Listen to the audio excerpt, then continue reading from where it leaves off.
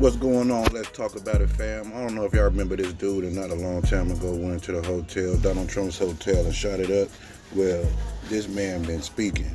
Check out what he been talking about. What's the word? What's the word? So I got a little tea for y'all. You know, this dude right here is very credible, and what some of the stuff that he be saying, I have followed him a little while, but he's very credible on some of the stuff that he be saying, and it's interesting. But I'm gonna let y'all listen to what this guy got to say about the Puff. You know, and I don't wish nothing bad on nobody. I don't want nothing bad to happen to nobody. But if you did what they say you did, you know, taking advantage of black men and women, you know, for your personal gains, that's kind of wrong. But anyway, I want y'all to listen to this dude. Like I say, he's very credible. So just check him out.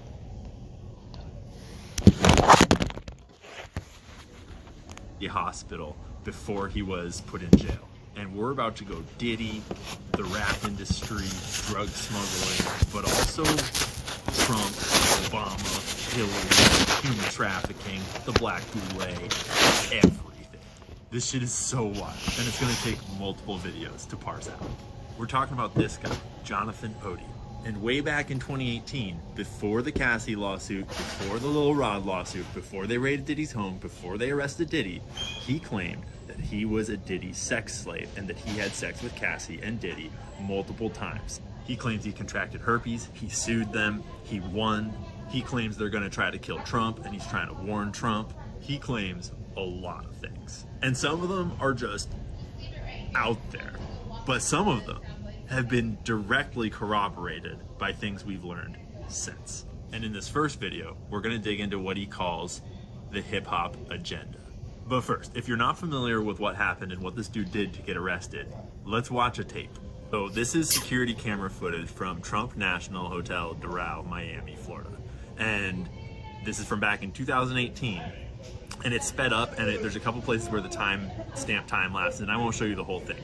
But basically, this guy, Jonathan Odie, walks in with a gun. Somewhere he's got, it just time-lapsed, he's got a giant American flag. He drapes it all across the counter. He's pulls down the chandelier, he said. He shoots some rounds at the ceiling, and then he basically just stands there and waits for police to come. He smashes some shit for apparently no reason, like just committing crimes for the sake of committing crimes, apparently. And then he just stands around with a gun, and now the cops are outside, and he's like kind of giving up and surrendering, but maybe they're not realizing it or accepting it. So then he pulls out a gun, starts shooting at them, doesn't hit any of them as far as I'm aware. He runs out of bullets or something. Not sure what happens exactly, but at a certain point, he decides it's time to book it, and he runs. He gets shot 3 times in the leg during this exchange, slips, keeps running, runs up the stairs, and then in this upper room, he eventually is just like, yeah, fuck it. And he gives up, puts the gun down, moves some furniture, lies down on the ground, and surrenders. And he's got bullet wounds in his leg. And then he gets interviewed by Secret Service in the infirmary before he gets sent off to prison, or jail, or wherever. And he says some wild shit. The total interview is 33 minutes long, and I spent like 3 hours. Now, do y'all remember this interview? And I remember a little bit about that. I didn't know that was dude, though. You know, it's a lot of hidden stuff going on. And I did not know that was dude that they was talking about. But did y'all hear what he said in the interrogation room? Last night, transcribing it all and trying to figure out his voice, because he's got a super weird voice.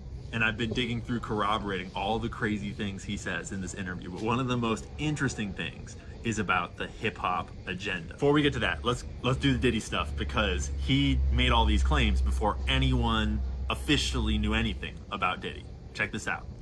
Do you know Sean Combs? Oh, Daniel? Yeah. P. Diddy, whatever you call himself. Yeah. I had sex with Cassie and Sean. Basically, he would masturbate and tell me what to do with Cassie. I had like 15 encounters, and I heard lots of business. Because what they would do is Sean talks a lot on the phone and on the TV with speakers and stuff, and I was like a sex slave, okay? For them, that's what I was. That's all right? I caught herpes, and I came back and I sued for the herpes and won. But they didn't. And that's something I thought about, man. This dude Diddy is just having sex with any and everything. It don't even seem like it even matter what you look like, nothing. He just want to have sex. That dude got an issue. And then you going around giving people diseases? That's crazy. Mark Garros and Ben Mercedes were his attorneys, okay? And Christopher Leon's here was my attorney. They asked me to turn in that, which was the video recording, and I did so. Looking into the lawyers he just named, there's all kinds of dirt down that rabbit hole, but that's for another video. But when you watch the interview, you can tell that the investigators are like, this guy's fucking schizophrenic. What the hell is he talking about? And he like keeps on trying to like redirect him without making him feel defensive, as though they don't believe him. But now we know that what he said about Diddy was 100% on point. Like in a way that you could only know if you actually were a Diddy sex slave. Because if you don't know, Diddy liked to pay sex workers to have sex with his girlfriend, and he would watch and film and direct and jerk off, as well as a whole bunch of other super dark shit. Now, let's get into the juicy part right here, the hip-hop agenda. Basically, what happens is the hip-hop agenda is an agenda to move drugs law in the United States. You need to report the DEA.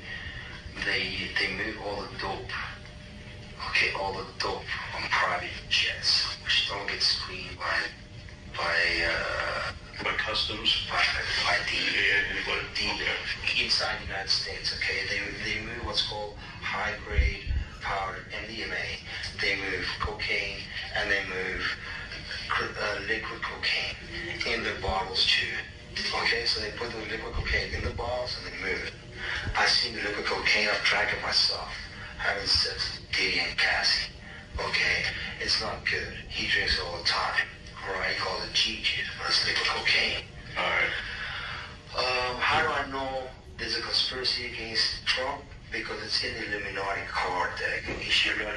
Okay, we're about to go into the Illuminati card deck and all sorts of other things. That's for another video. And yes, we're gonna have a disclaimer about the amount of tinfoil required for this in just a second. But first, Sigma Pi Phi, or the Black Boule, is the oldest black fraternity in the United States. And this is its symbol. And it's a real thing. And it used to be kind of a secret society, and now it's like a public fraternity all across the US. And that symbol looks an awful lot like LeBron's chest tattoo. For starters, Black Boule deserves a whole other... Wow, and I heard I heard a lot is coming out about LeBron James, saying that he could be Puffy Security had mentioned something about he could be possibly with Gene Deal, said that LeBron James, he hinted that LeBron James got his own tape. He kind of hinted that. Video, as does LeBron James. But y'all remember Juice WRLD, who died suddenly of a heart attack during a police raid on his plane where they found 41 vacuum sealed bags of marijuana? Died of a heart attack during the raid. Kind of weird. He was 21 years old at the time. And there are many instances of people getting caught smuggling drugs on private planes. All of these guys apparently did not have the protection of the rap industry or the Black Boule or whoever. I'm serious, tons of different instances.